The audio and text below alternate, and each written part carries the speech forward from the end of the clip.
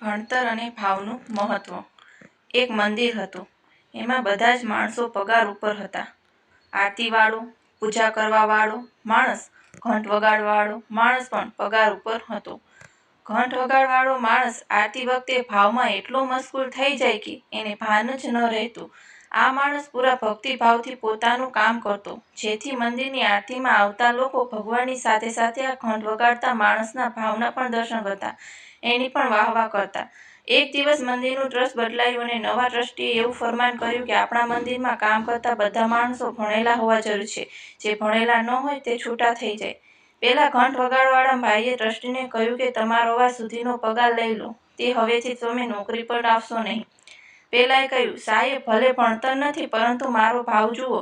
Trustee કહે, સાંભળી લો, તમે ભણેલા નથી એટલે નોકરીમાં રાખવામાં આવશે નહીં. બીજા દિવસથી મંદિરમાં નવા લોકોને રાખવામાં આવ્યા, પણ આરતીમાં આવતા લોકોને પહેલા જેવી મજા આવતી નહીં. ઘંટ વગાડવાવાળા ભાઈની ગેરહાજરી લોકોને વર્તવા લાગી. થોડા લોકો ભેગા થઈ પેલા ભાઈના ઘરે ગયા. એમણે વિનંતી કરી કે તમે મંદિરમાં આવો. એ ભાઈએ જવાબ આપ્યો, હું આવીશ તો ટ્રસ્ટીને લાગશે કે આ નોકરી લેવા માટે આવે છે, માટે હું આવી શકીશ નહીં. ત્યાં આવેલા લોકોએ ઉપાય જણાવ્યો કે મંદિરની બરાબર સામે તમને એક દુકાન ખોલી આપીએ છીએ, ત્યાં અમારે બેસવાનું અને આરતીના સમયે ઘંટ વગાડવા આવી જવાનું. બસ પછી કાંઈ નહીં કે તમારી નોકરીની જરૂર છે. હવે એ ભાઈએ મંદિરની બહાર દુકાન શરૂ કરી, જે એટલી ચાલી કે 7 દુકાનની 7માંથી ફેક્ટરી થઈ ગઈ. હવે એ માણસ બેસીને ઘંટ વગાડતા આવતો. સમય વીત્યો. આ વાત જૂની થઈ ગઈ. મંદિરનું ટ્રસ્ટ ફરીથી બદલાઈ ગયું. નવા ટ્રસ્ટને મંદિરને નવું બનાવવા માટે દાનની જરૂર હતી. મંદિરના નવા ટ્રસ્ટીઓએ વિચાર્યું કે સૌ પહેલા આ મંદિરની સામેની ફેક્ટરી માલિકને પહેલા વાત કરીએ. ટ્રસ્ટીઓ માલિક પાસે ગયા. 7 લાખનો ખર્ચો છે એવું જણાવ્યું.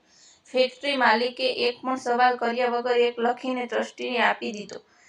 ટ્રસ્ટીએ ચેક હાથમાં લીધો ને કહ્યું, સાહેબ સહી તો બાકી છે.